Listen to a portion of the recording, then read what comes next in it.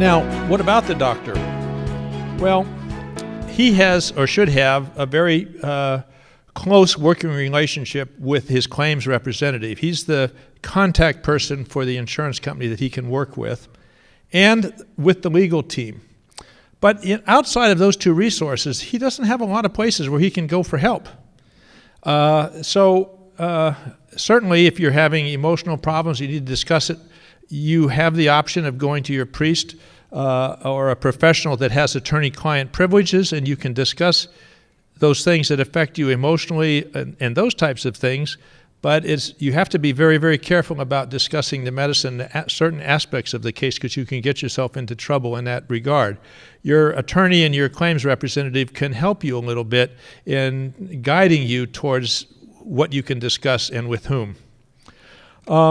Don't hesitate to consider getting professional medical attention if you need it. This is people, and I was like this, I think, to a certain extent. You tend to internalize these things and you want to keep it very private. You don't want people to know. You're standing up in front of your peers and colleagues. You're supposed to be a leader. You're supposed to be teaching people. Yet you've got this thing that's going on in the background, and it really can be stressful for you. Please don't forget your spouse, because your spouse or your significant other is feeling your pain, believe me. And some people take it out on their spouse, and relationships have deteriorated because of that.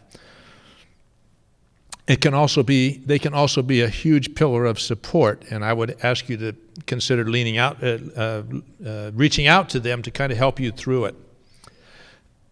In the recent past 25 years, there has been a huge literature and support for people undergoing this process. At the time that it was just kind of at the time when people were beginning to see a lot of malpractice cases coming on board. And over the next 25 years, there's been a whole team approach to helping physicians cope with the stress of a medical malpractice. And this organization, physicianlitigationstress.org, is very helpful. They have a lot of really good literature for you to read, articles for you to read, resources for you to use in coping it. There's a nice article on relationships during litigation, and several articles on stress, as I've alluded to. OMIC likewise has a large number of documents on their website that are very helpful in getting you through this process, and it's a good place to start to kind of read up about it. It gives you something to do besides thinking about how your testimony is going to go. And some of these are along the lines of psychological and emotional impact of being sued. Here's the next question. With whom may you discuss details of a case? 1, partner or colleague.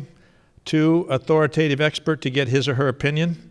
3, subsequent treating physician whom you know and trust and who took over the management of your case. Or 4, none of the above. It's absolutely correct. You really are limited in your ability to consult with others, and you certainly are going to be in trouble if you start asking to people that can be called into court and giving testimony about conversations you've had with them. So be very, very careful and follow the advice of your attorney and your claims representatives in this region. None of the above. Well, here's my concerns. What should I do? As thinking about this in the year and a half that I was going through this, I was convinced in my own mind that I had done nothing wrong. I felt that the medicine was correct. I thought the father was the cause of the child's problem. In fact, I was absolutely convinced that he hadn't done what I'd told him to do, and it was his fault.